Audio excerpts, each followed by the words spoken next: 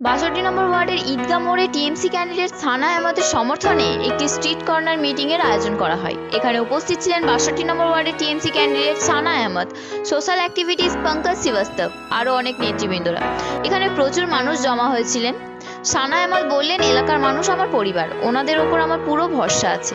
তিনি আরও কি বললেন চলুন শুনে নেব। 20 तारीख को ही है, तो तैयारी जो है वो बहुत ज़ोरों शोरों से हो रहा है। हर जगह हम लोग स्ट्रीट कॉर्नर मीटिंग्स भी कर रहे हैं, डोर टू डोर कर रहे हैं।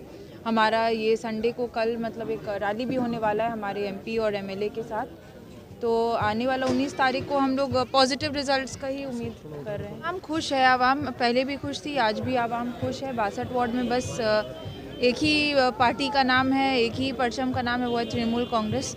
लोग समझते हैं आज तृणमूल कांग्रेस रहेगी तो ही हम सब जिस तरह डेवलपमेंट के ओर बढ़ रहे हैं आगे भी डेवलपमेंट के ओर ही बढ़ेंगे, और वो सिर्फ एक ही पार्टी के रहने से हो पाएगा। प्यार है लोग तो कहेंगे, लेकिन जो मेरी ड्यूटी है, जो मेरा फ़र्ज़ है, वो तो मैं निभाऊंगी।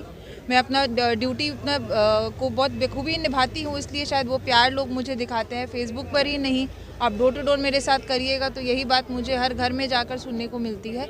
तो अल्हम्दुलिल्लाह वो प्यार लोग मुझे करते हैं, क्योंकि हम लोगों ने मेहनत की है। हम वो स्टूडेंट्स में से हैं जो साल भर पढ़ाई करते हैं, ना कि एग्ज़ाम के 10 दिन पहले उतरते हैं एग्ज़ाम देने के लिए, पढ़ाई करने के लिए। तो लोगों का सपोर्ट माशाल्लाह काफ़ी अच्छा है, and we are hoping for good results. मैं तो खुश अब रिजल्ट्स के बाद ही होंगी, मुझे अभी मेहनत करनी है, अभी भी कैंपेनिंग हमारा चल रहा है।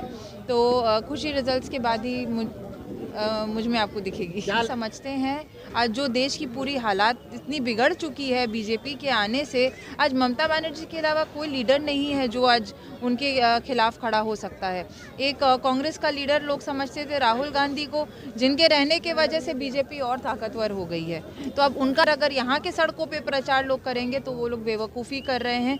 बीजेपी भी मैंने सुना है कि पूरे 144 वार्ड्स में उन्होंने कैंडिडेट दिया है। मैं आपको बता दूं कि हमारे जो कैंडिडेट है वो यहाँ की नहीं है, और उन्होंने अभी तक वार्ड में कदम भी नहीं रखा। तो यही बात है कि लोग अब समझते हैं कि बंगाल आज खुशहाल इसलिए है क्योंकि यहाँ ममता बनर्जी है। उन्हें डर क्यों लगेगा? ये कलकत्ता शहर है, ये कोई जंगल नहीं है कि किसी जानवर से किसी को डरने की ज़रूरत पड़े। कलकत्ता शहर है, लोग यहाँ जैसे वहाँ कहीं और लोग रहते हैं, यहाँ पे भी लोग रहते हैं। तो डरने की कोई बात नहीं है। एवरीबडी हैज़, सब कोई अपनी बात रख सकता है, लेकिन यही है लोग ममता बनर्जी से ही खुश हैं और ममता बनर्जी को ही चाहते हैं। बीजेपी ने कभी यहाँ कैंडिडेट दिया ही नहीं है। वही चीज़ अभी भी हो रहा है, जो कैंडिडेट हैं वो भी अभी तक वो आई नहीं है वार्ड में।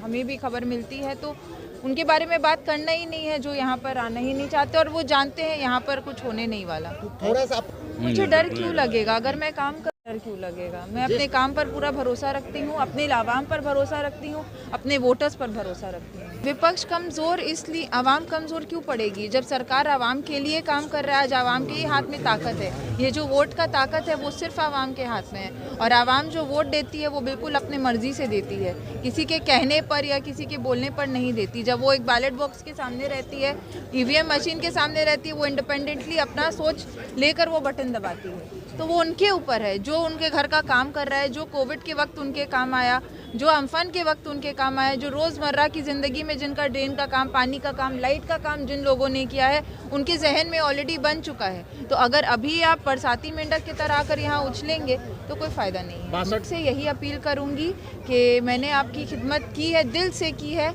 और मैं उम्मीद करती हूँ कि जिस तरह आप लोगों ने पिछली बार मुझे चुना था, इस बार भी उसी तरह आप लोग मुझे चुन के वापस 62 वार्ड की काउंसलर बनाइए।